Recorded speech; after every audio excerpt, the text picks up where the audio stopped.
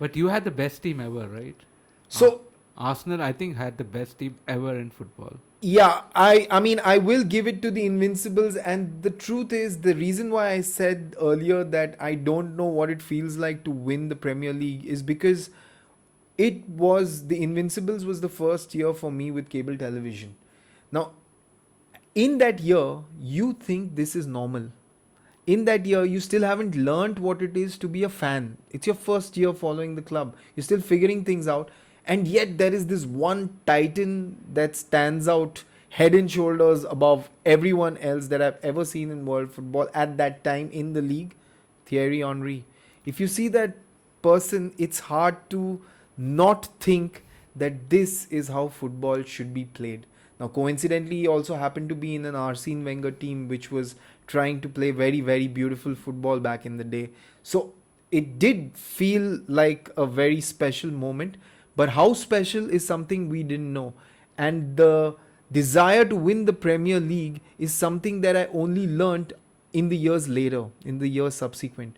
So I don't know, honestly, as a proper Arsenal fan, which I would consider myself only like 8 or 9 or 10 years into my relationship with the club, I have no clue what it feels like to win the Premier League. Hopefully this year. Hopefully this year. That's why I'm so scared of saying it, man. And I'm sure most of Arsenal fans because of that. Because it's like we've been holding our breath for the last 8 or 9 years, you know. When do you think you'll be mathematically a champion? Uh, Week I think it's going to the 35? wire. Week 35? I think it's going to the wire. I only think so. See, the only reason I say that is because City is no longer in the Champions League. The only cup that they are in outside of the Premier League is the FA Cup. Carling Cup's over. That's a closed chapter. So they have way more rest than we have, and our squad already looks like quite a lot of important players are getting injured. Friendly's got over. Madueke is already in braces, by the way, and Saka is already behaving like he's been injured. But yeah, let's not get into those things. Why? Yeah, it's a rabbit hole and won't keep us on topic. Okay. And so, but yeah, the Premier League was obviously for me. It's very clear there was that relationship was from the World Cup, the insane Bergkamp 98 performance, which came to a stop when I think they met Brazil.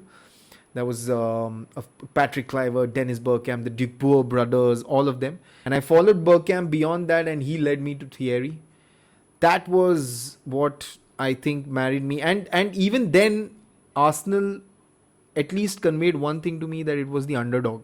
It wasn't the biggest club in England. That was someone else.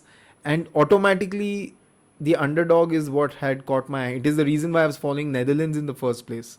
Because in the World Cup where everybody was talking about Brazil, Ronaldo, and France with Zidane, there was Dennis Bergkamp. So that kind of was the reason why I loved Netherlands back then until Van Persie happened, and and then that's what made me fall in love with Arsenal as well. There are not many players that have played for both Arsenal and Man United in their prime. Alexis Sanchez worked out well for you. Henrik Mkhitaryan worked out well But for Alex us. Sanchez went to. I was being sarcastic. Please don't even justify. But yes, let's talk about both of these clubs and where they're at right now. Okay. Oh man, you're in a good place. Manchester United must feel good to be a United fan these days. Finally, after years of turmoil.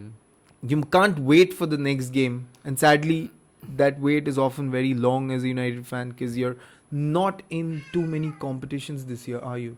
I think that's a blessing for where we are right now. We need to build as a team. Do you think Carrick would have been as good if he would have had to play 3 days a week? I think it would be tough. But in the present situation, I think Carrick is... I'm not sure. I still believe that Carrick manages the team well. I mean, he does the simple things right. It's like playing players at their best positions, giving them confidence, telling them, what has to, if you give them simple instructions, it's easier to do. I think Amorin had a issue there. He used to complicate things or make things different. A change, as you know, a change is difficult to do. Yeah. But right now, it's all about getting back to simple things, you know, having one goal at a time, and Hmm. that I think that is helping Carrick as a Hmm. team. I Hmm. mean, if you had said 3 games, we have to play in Champions League, everything. I don't think Michael Carrick would have got the job. Amarim would be still here. Hmm. So that's the reason he is not here and Carrick is there. And he got a simple job: play 17 games and keep us in the Champions League, which he's doing. It's so weird how something that would have been looked at in close proximity seems like something that would have been bad for United, which is getting knocked out of all these cups. But this is probably exactly what the club needed, to be out of the limelight long enough for it to actually catch up, Yeah. you know. And I think that has done you wonders, especially because Carrick has one really amazing quality, and that is he doesn't chat rubbish. You know, there's no aging men, there is no respecting the ball. You know, there aren't those kind of bizarre things that a lot of other managers are getting known for. He's a normal manager, man. Yeah, he's a very like I won't say by the numbers. That's kind of reducing him, because obviously it's a way bigger job. But he is a person who's, you nailed the word, simplicity is something that is working for Man United. And I honestly think that in management, especially football management, right now the ones who are doing well are the ones who can convert really complicated ideas into very simple instructions. You know, you could know the world, and I think Amarim is one of those people who knew a lot, but probably the ideas weren't coming through. I think Thomas Frank is another person of that kind. And I think in these circumstances, it helps if you either have an English coach or you have a team that has a lot of English players. Because in the Premier League, communication is everything. You know, Pochettino had a lot of English players in his team, even though he himself could barely speak in English. You know, these small things I think make a huge difference. But of course, the biggest difference maker is the sheer lack of games that need Manchester United to be prepared for through the course of a week. What do you think about Carrick? I love him. I love him in a way in which I hate him, because, you know, he's brought you back to relevance in a way in which I didn't think was possible to be accomplished as quickly as he's done.